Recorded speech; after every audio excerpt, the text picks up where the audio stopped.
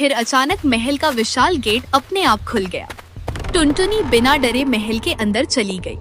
उसने चारों ओर देखा, लेकिन वहाँ कुछ भी नहीं था। पूरा महल खाली था। हर तरफ सिर्फ अंधेरा और काला सन्नाटा फैला हुआ था। टुनटुनी ने ऊंची आवाज में कहा, मुझे धुरंधर चाहिए। मैं धुरंधर की तलाश में यहाँ आई हूँ। अगर वह यहीं है तो उसे मेरे सामने ले आओ।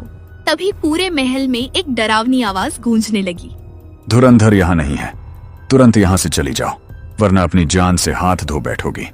ये तुम्हारे लिए आखिरी चेतावनी है। मुझे अपनी जान की बिल्कुल भी परवाह नहीं है। मैं सिर्फ धुरंधर को ढूंढने आई हूँ। जब तक मुझे वह नहीं मिल जाता, मैं यहाँ से नहीं जाऊंगी।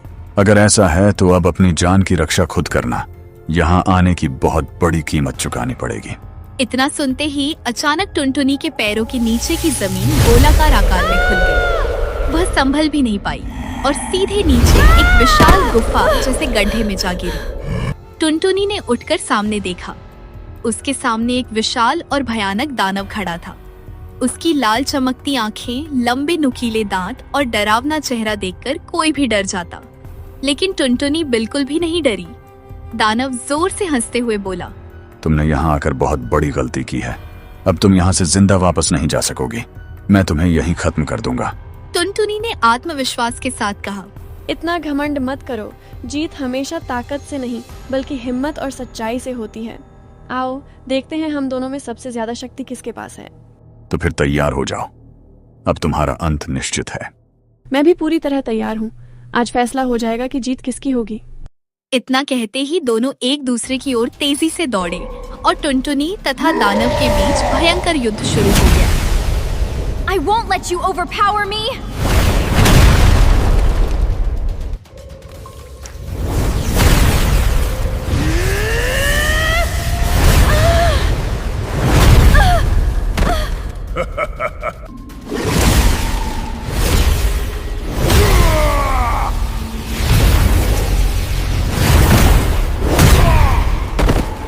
दानव को हराने के बाद टुनटुनी अपनी जादुई शक्ति से फिर उसी काले और रहस्यमयी महल में पहुंच गई।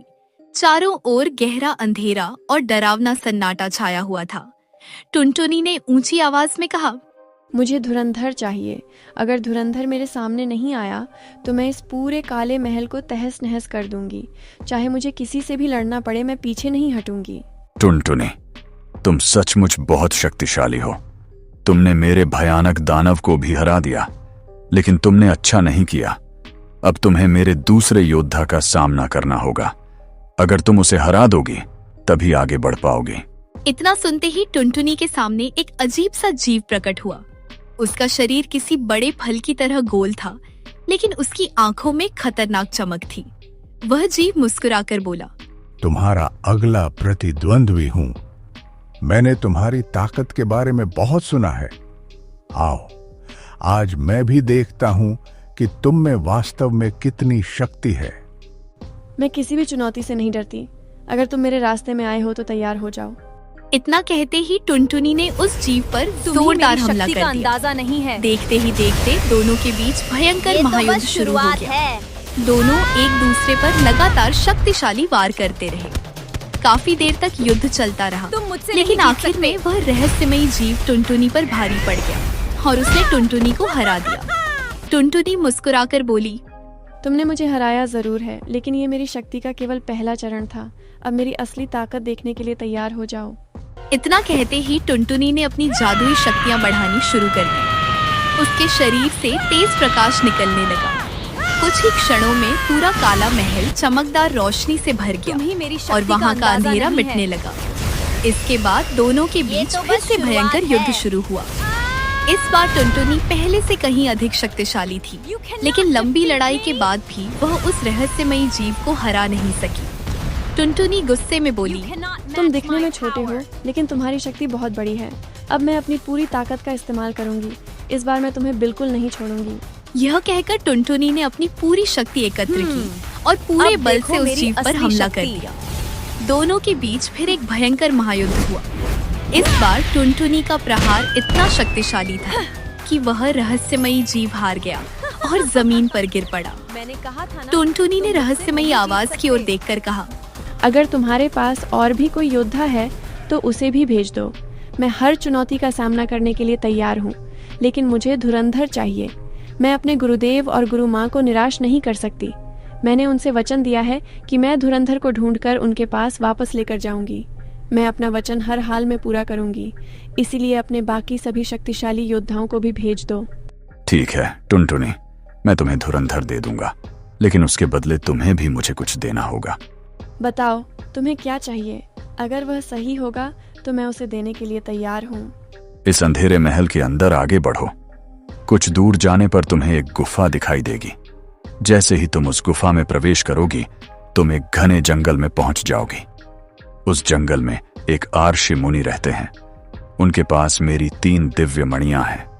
तुम्हें वे तीनों दिव्य मणियां मेरे पास लानी होंगी, तभी मैं तुम्हें धुरंधर दूंगा। यह सुनते ही टुनटुनी उस गुफा में गई और कुछ ही देर में जंगल पहुंच गई। उसने वहां ऋषि मुनि को ढूंढना शुरू किया, लेकिन उसे यह नहीं पता था कि वे कौन हैं। काफी देर खोजने के बाद वह एक ऐसी जगह पहुंची जहां 3 दिव्य मणियां रखी हुई थी, लेकिन वहां कोई ऋषि मुनि दिखाई नहीं दिए। जैसे ही टुनटुनी मणियों की ओर बढ़ी, तभी पीछे से एक तेज आवाज आई। रुको, तुम कौन हो और यहाँ क्यों आई हो? टुनटुनी ने पीछे मुड़कर देखा। वहां एक अजीब सा प्राणी खड़ा था। उसका रूप इंसान जैसा था, लेकिन वह इंसान नहीं था। टुनटुनी ने पूछा, तुम कौन हो? मेरे इलाके में आकर मुझसे पूछ रही हो कि मैं कौन हूँ? ये मेरी जगह है और ये तीनों दिव्य मणियां मेरी हैं। लेकिन तुम कौन हो और इन मणियों के पास क्या कर रही हो? मुझे ये तीनों दिव्य मणियां चाहिए। मुझे इनकी बहुत जरूरत है। अगर तुम्हें ये मणियां चाहिए तो पहले तुम्हें मुझसे युद्ध करना होगा। अगर तुम मुझे हरा दोगी तभी इन्हें यहाँ से ले जा सकोगी। दानव की बात पूरी भी नहीं हुई थी कि टुनटुनी ने उस पर हमला कर दिया। देखते ही देखते दोनों के बीच भयंकर महायुद्ध शुरू हो गया। यह दानव पहले वाले दानव से भी अधिक शक्तिशाली था।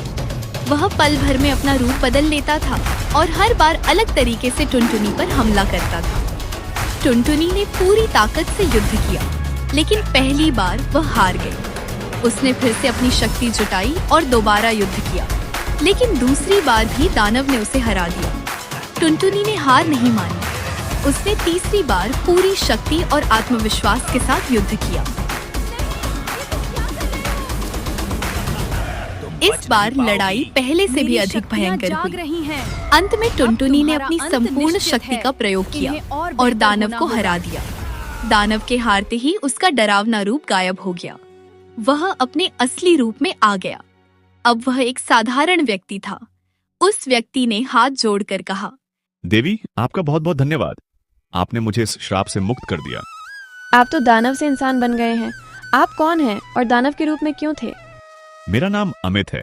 मैंने एक गुरु का अपमान किया था। गुस्से में आकर उन्होंने मुझे श्राप दे दिया और मैं दानव बन गया। लेकिन आपने मुझे इस श्राप से मुक्त कर दिया। आपका बहुत बहुत धन्यवाद। धन्यवाद कहने की कोई जरूरत नहीं है अमित जी। जो भी मुसीबत में होता है उसकी सहायता करना मेरा कर्तव्य है। मेरा नाम टुनटुनी है। टुनटुनी, अब तुम ये तीनों दिव्य मणियां अपने साथ ले जा सकती हो। मैं अपने असली रूप में वापस आ चुका हूं और बहुत खुश हूं। लेकिन एक बात बताओ, तुम इन मणियों को लेने यहां क्यों आई हो? तब टुनटुनी ने अमित को पूरी कहानी सुनाई। उसने बताया कि उसका जन्म कैसे हुआ, धुरंधर कौन है, वह उसे क्यों ढूंढ रही है और उसे काले महल तक कैसे पहुंचना पड़ा। सब कुछ सुनने के बाद अमित बोला, ठीक है टुनटुनी, अब मैं भी तुम्हारे साथ चलूंगा और तुम्हारी हर संभव मदद करूंगा। आपका बहुत बहुत धन्यवाद अमित जी। आइए मेरे साथ चलिए। इसके बाद टुनटुनी ने तीनों दिव्य मणियां उठाई और अमित के साथ वापस उस काले महल में पहुंच निकलना गई। होगा। ठीक है। जल्दी करो, मेरे साथ आओ। लाओ टुनटुनी, वे तीनों मणियां मेरी आवाज की तरफ फेंक दो। मैं उन्हें ले लूंगा। टुनटुनी दृढ़ स्वर में बोली, नहीं, मैं तुम्हें मणियां नहीं दूंगी। पहले मुझे धुरंधर वापस दो, तभी मैं तुम्हें ये मणियां दूंगी। वह रहस्यमयी आवाज फिर हंसते हुए बोली, अच्छे बच्चे जिद नहीं करते। चलो, मणियां मुझे दे दो। मैं मणियां नहीं दूंगी। चाहे मुझे तुमसे भी मुकाबला करना पड़े, मैं पीछे नहीं हटूंगी। अचानक टुनटुनी और अमित के सामने एक छोटा सा फल जैसा दिखने वाला रहस्यमयी जीव प्रकट हो गया। उसी समय वह आवाज फिर गूंजी, लो टुनटुनी, तुम्हें लड़ने का बहुत शौक है ना? अब इसका सामना करो। यह मेरे सभी योद्धाओं में सबसे शक्तिशाली है। तुम इसे कभी नहीं हरा पाओगी। आज मैं तुम्हें और तुम्हारे किसी भी राक्षस को नहीं छोड़ूंगी, चाहे सामने कोई भी हो। अब तुम मेरे गुस्से से नहीं बच सकते। तभी अमित आगे बढ़ा और बोला, टुनटुनी, तुम रुक जाओ। तुम अभी अभी मुझसे लड़कर आई हो और बहुत थक गई होगी। इस बार मैं इसका मुकाबला करता हूं। अगर मैं इसे हरा दूं तो ठीक है, लेकिन अगर मैं हार गया तब तुम मेरी मदद करना। अभी तुम थोड़ा आराम करो। इतना कहकर अमित उस फल जैसे दिखने वाले जीव से भिड़ गया। दोनों के बीच भयंकर युद्ध शुरू हो गया। लड़ाई बहुत देर तक चली, लेकिन आखिरकार अमित हार गया। वह उस शक्तिशाली जीव का सामना नहीं कर सका। अमित को घायल देखकर टुनटुनी आगे बढ़ी और बोली, अमित, अब तुम आराम करो, अब इसका सामना मैं करूंगी। इसके बाद टुनटुनी और उस रहस्यमयी जीव के बीच भीषण महायुद्ध छिड़ गया। दोनों ने अपनी पूरी ताकत लगा दी। लंबे संघर्ष के बाद आखिरकार टुनटुनी ने उसे भी परास्त कर दिया।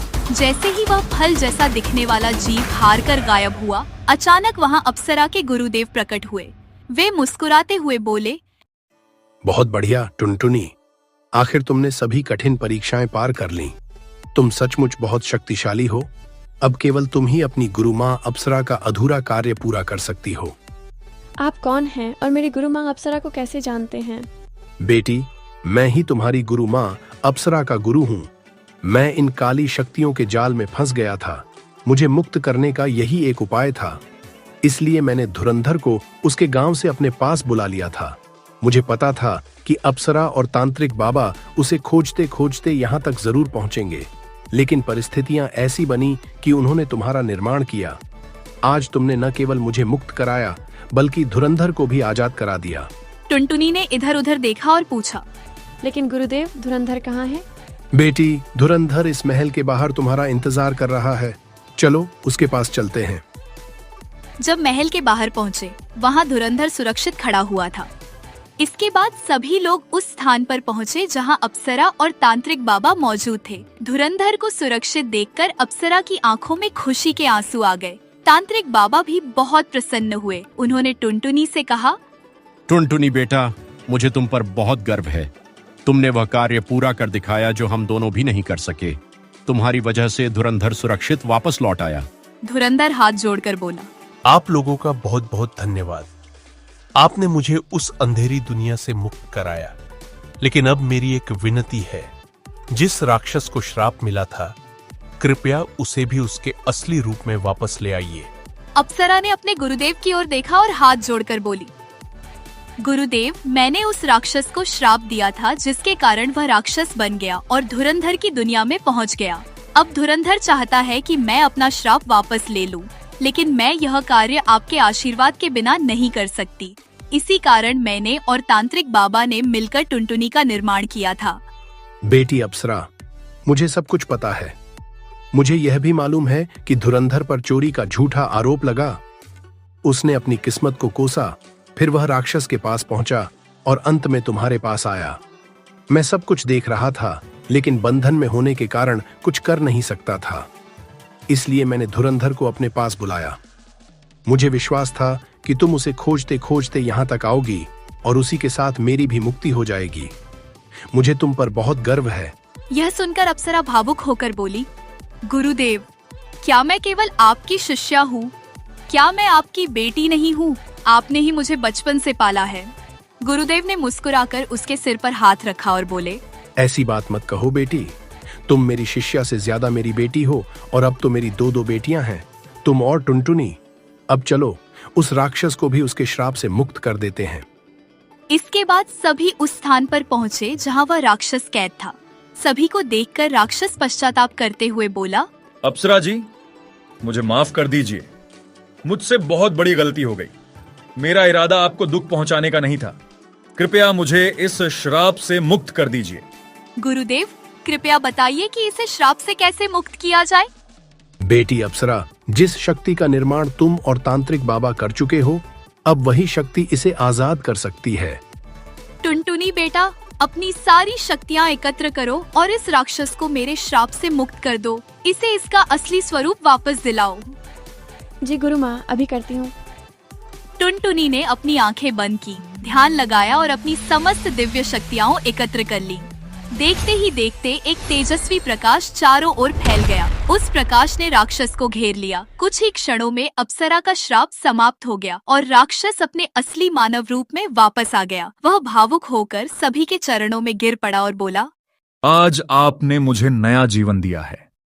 मैं वचन देता हूं कि अब जीवन भर केवल अच्छे कर्म करूंगा और कभी किसी को कष्ट नहीं पहुंचाऊंगा। सभी के चेहरों पर मुस्कान थी। धुरंधर, अप्सरा, तांत्रिक बाबा, गुरुदेव, टुनटुनी और अमित, सभी की कठिन यात्रा सफल हो चुकी थी। बुराई पर अच्छाई की जीत हुई, श्राप समाप्त हो गया और सभी अपने अपने घर खुशी खुशी लौट गए।